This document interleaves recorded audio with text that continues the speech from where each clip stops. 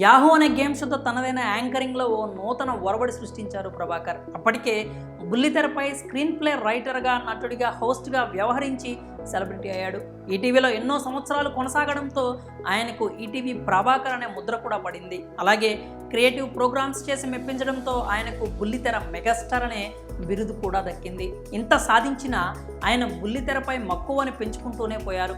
ఇప్పుడు నిర్మాతగా పలు సీరియల్స్ తెరకెక్కిస్తూ బిజీగా ఉన్నారు. ఆయన భార్య మలయజ కూడా సోషల్ మీడియాలో ఈ మధ్యకాలంలో బాగా యాక్టివ్ అయ్యారు.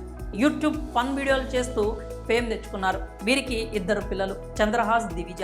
వీరిలో చంద్రహాస్కి పరిచయం అవసరం లేదు. జస్ట్ ఒక్క పరిచయ కార్యక్రమంతోనే చంద్రహాస్ రీచ్ 2 తెలుగు రాష్ట్రాలను ఊపేసింది. RRR మూవీలోని నాటు నాటు కవర్ సాంగ్ చేసి యూట్యూబ్లో కూడా పాపులర్ అయ్యాడు చంద్రహాస్. దుమ్ములేపే డాన్స్తో ఎరగదీశాడు.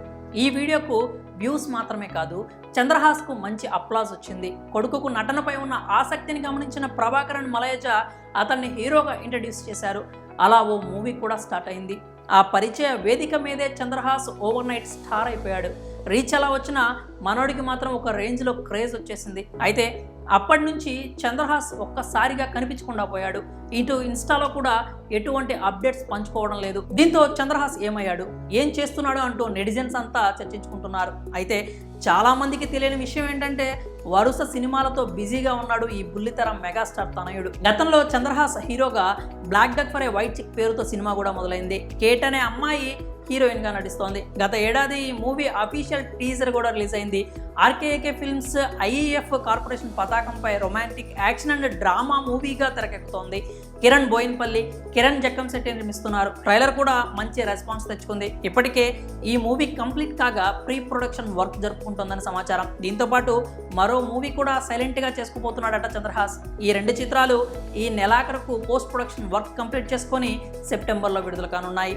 ఇలా బ్యాక్ టు బ్యాక్ చిత్రాలతో తెలుగు ప్రేక్షకులను అలరించేందుకు వస్తున్నాడట చంద్రహాస్.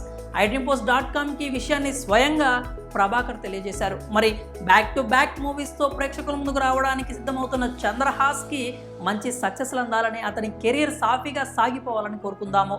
మరి చంద్రహాస్ మూవీస్ కోసం మీరెంత ఈగర్గా వెయిట్ చేస్తున్నారో మీ అభిప్రాయాలని కామెంట్స్ రూపంలో తెలియజేయండి.